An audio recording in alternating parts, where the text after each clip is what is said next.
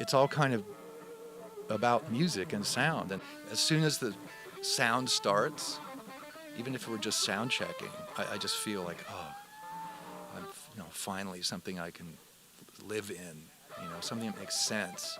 A lot of times it's not about individual parts, and it's not even about one riff. It's about how things combine. To me, two guitars are always better than one, or three guitars are always better than two, but sound is where I like to live.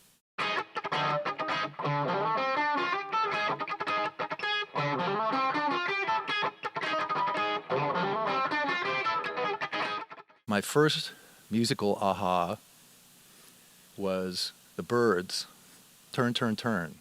The magic of the song Turn, Turn, Turn has never worn off, and it's very hard to actually get a handle on the sonics of most of these riffs. So when they're disembodied, I find that a lot of times it's about layering, it's about production, it's about a sonic experience that is recorded. It maybe can happen live too. Quite often it's something to do with how things are voiced and what their timbral qualities are. And certainly that's the case with this introduction, which starts out simply enough with just and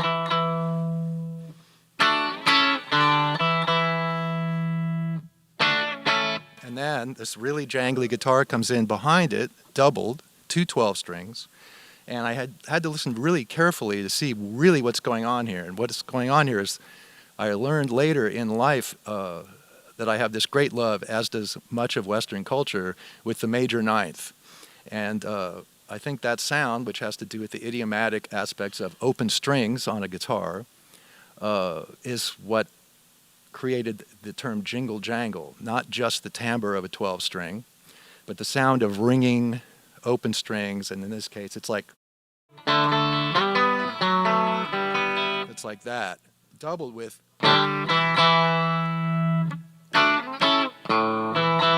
missed. Okay, and so that's the first.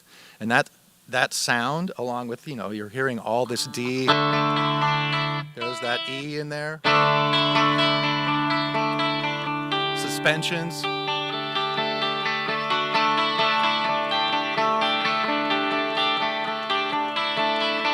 It's irresistible, at least to me. And of course the song is beautiful and the singing is gorgeous and the harmonies are impeccable. Still, to me, one of the most marvelous and exciting and colorful recorded performances of a song I can think of. It's Happenings 10 Years Time Ago by the Yardbirds. My twin brother Alex and I listened to this over and over and over on the 7-inch single that I believe my brother still has.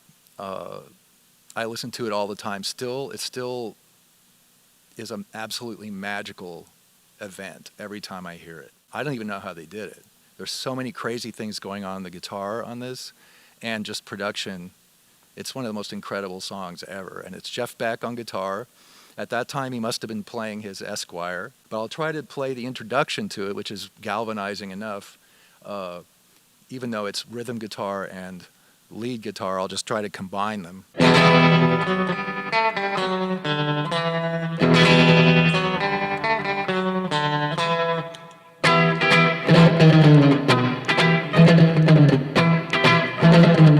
That's one of the weirdest riffs of all time. I don't even know who's playing that, and it doesn't have reverb on it. It's really, really up close on the...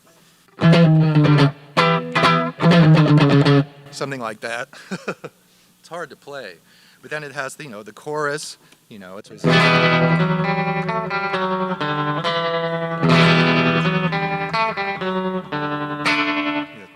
and it goes on and on. But then it has the sinking deep into the world of time part, which is more like it's over a D chord.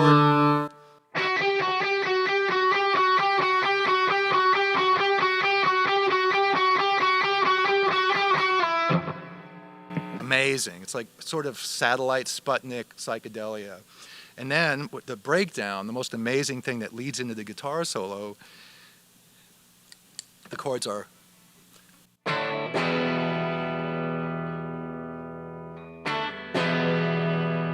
The guitar comes in with this.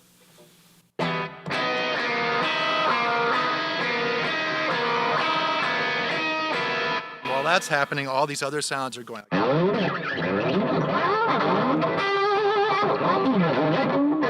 In the background, distantly, and then the guitar solo comes in.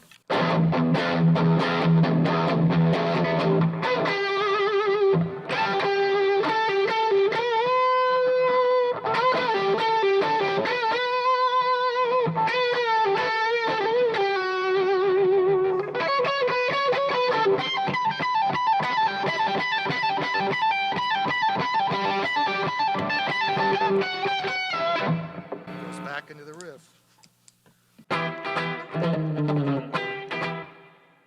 It's amazing. At the end of the song, there's a little goes like.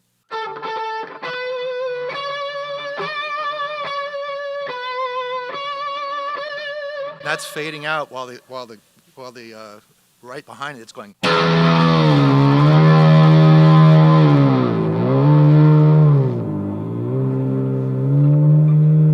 It's completely one of the most amazing things ever.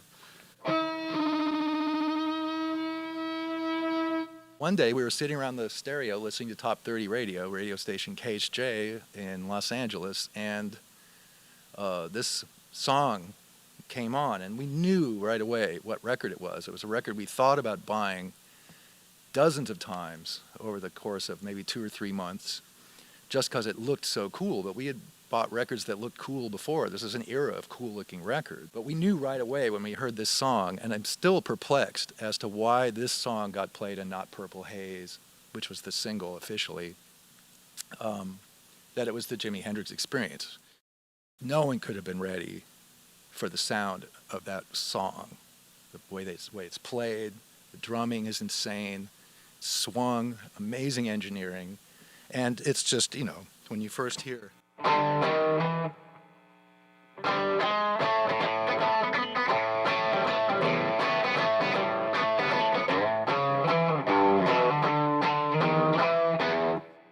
So that was amazing, just his voice. But then when it comes to the most magic thing ever in music,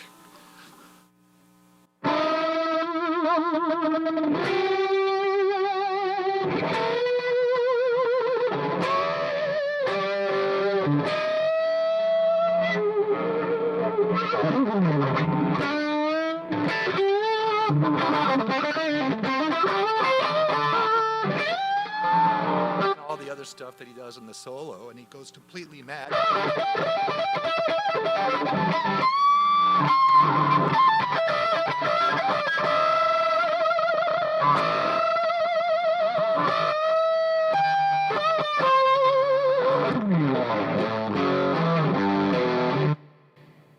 I've never played that in public, so I didn't work out the solo, but it is in my head, so I tried to get close. When he did that step up, feedback.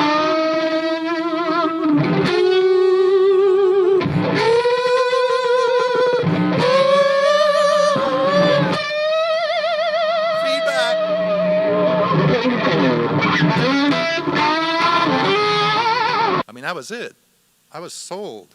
There was no way I was not going to do music for life after that. It was like being jolted with electricity. It was like flying. The song that represented my re-embrace of a rock band. And the rock band was from New York and called Television, and the record's from 1976, and it's called Marquee Moon. And it's a veritable feast of memorable and influential guitar riffs, as we're calling them today. From the very beginning, and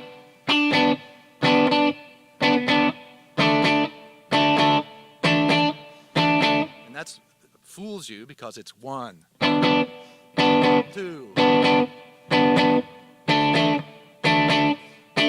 then Richard Lloyd comes in, and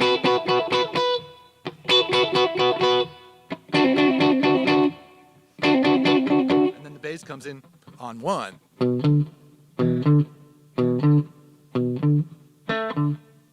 And so it's this insane, beautiful, hocketed introduction. And then that becomes the verse groove, and then the chorus is an instrumental chorus. And Richard Lloyd plays.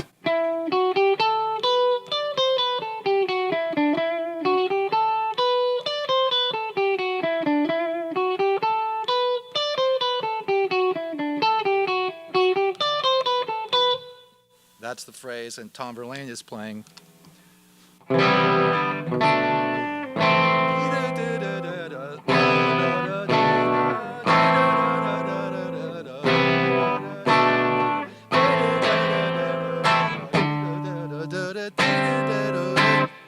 Beautiful 11th chord.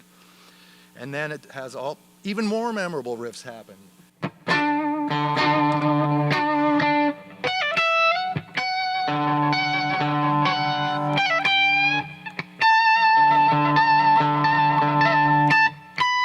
And that's a G major 7 chord.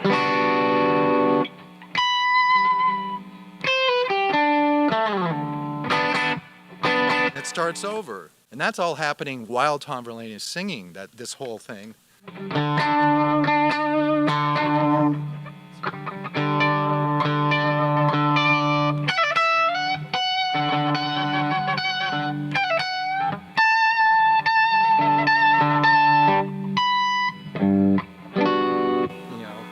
Richard plays.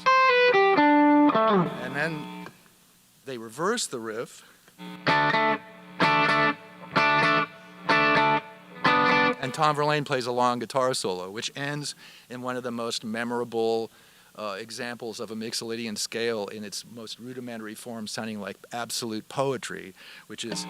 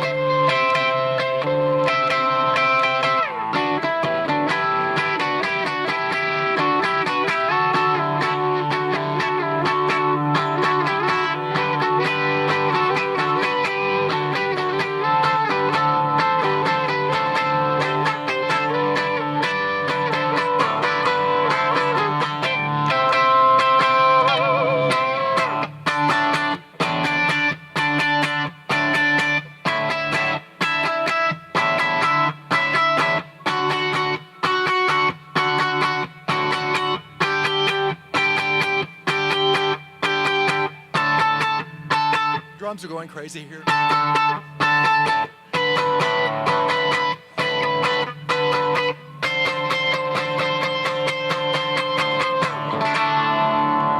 And then there's this beautiful John Cipollina influenced, in my opinion, thing that Tom Verlaine does here. It goes. It's going.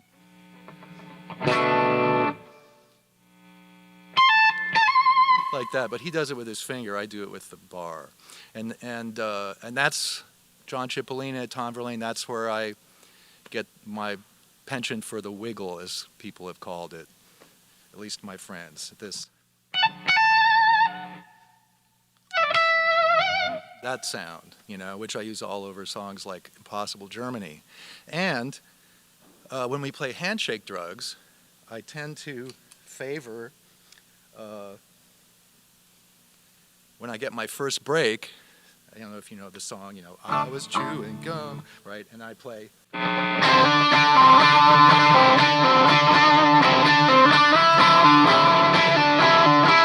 to make the change.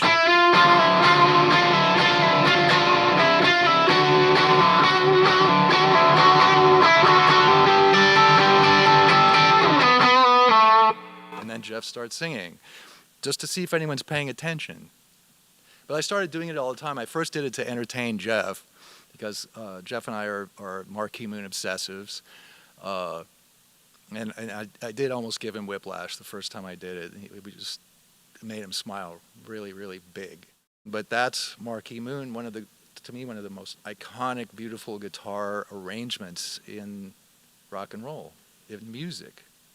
Well, a shout out then to a band I got into prior to Sonic Youth, from San Pedro, California, where my dad grew up.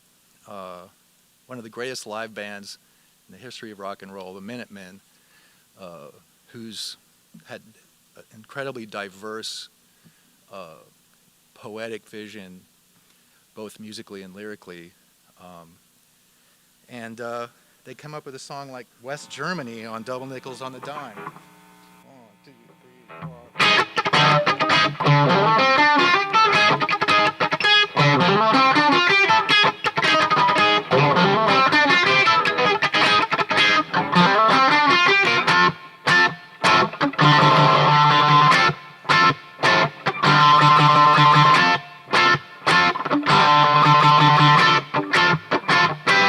George Hurley.